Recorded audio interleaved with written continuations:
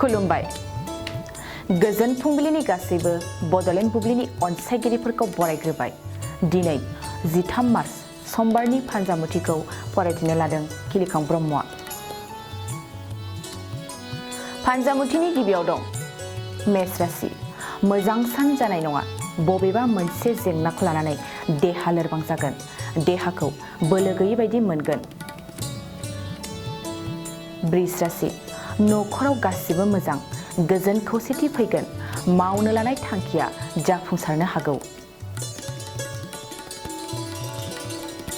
मिथुन राशि साननाय बायदि जाफुंसारगोन गोसोनि हास्थायनाया मोगथाङाव जाफुंसारगोन जायखिजाया मोजां बेसादखौ मोननो हागौ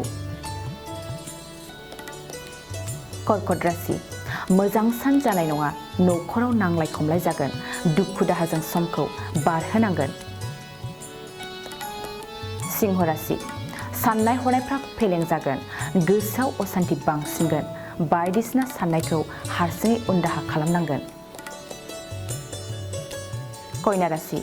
नोंथांनि सोरगिदिं सुथुरा बांसिनगोन सोरबा सुथुरा नोंखौ मोजां नोजोरजों नायनाय नङा सांग्रां जानाया नोंथांनि साबसिन तुला राशि गोसोआव गोदान साननाय फैगोन गोजाम मुवा बेसादफोरखौ सुखुनाय नङा दिनैनि साना मोजां गाज्रिनि गेजेरजों थांगोन वृश्चिक राशि रांखावरि आर्जिनायनि फारसे मोजां नखराव धोन सम्पति बांसिनगोन आंखालखौ सुफुंनो हानायाव गोजोननाय लागोन धनु राशि हरखाब गुबुन जायगायाव दावबायहैगोन नाङा फाङा दावबायनानै ओरैनो रां बाहायगोन समजों गोरोबफानाय नङा मकर राशि समाजाव मुं गोसारगोन मोजां खामानि मावनानै बाख्नाय जागोन गोसोआ मोजांनि फारसेल' खामानि मावनो सानगोन कुम्भ राशि मावनो लानाय खामानिखौ थि समावनो मावफुंनो हागोन खामानियाव गोसो होगोन साननाय हनायफ्रा सिगांनिख्रुइ साबसिन मीन राशि गोसोआव असान्ति जागोन नखरनि बायदिसिना जेंना जेंसिफोरखौ लानानै दुखु जागोन हारसिङै थानो सानगोन दिनै सानसेनि राशि फरायथिनायाबो एसेनोसै आसा खालामो नोंथांनि दिनैनि साना मोजाङै मोजां थांगोन बेखौ बड'लेण्ड बुब्लि नखरनिफ्राय मिजिंथिबाय गोजोन्थों गय गायग्रा आबादारिफोरनि थाखाय मोनसे मोजां खौरां थापा नार्सारियाव मोननो हागोन जाखांफु लाइमोनफोरजों बानायजानाय हाजो आरो हायेनावबो गायजानाय अर्गेनिक गय फुलि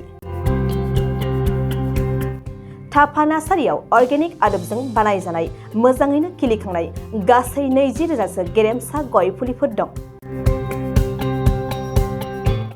बारा नङा फांसेयाव 60 रां होनानैनो नोंथांमोना गय फुलिखौ बायना लांनो हागोन बुरजा लाङोब्ला खमायनायनि सुबिदाबो मोननो हागोन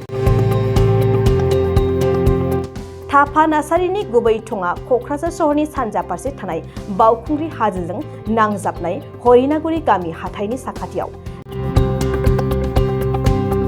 बे अर्गेनिक गय फुलिफोरखौ लांफैनोब्ला नोंथाङा 8011837272 नङाब्ला 9707460226 जानबुं अनजिमायाव थोंजोङै जगाजग खालामहरनो हागोन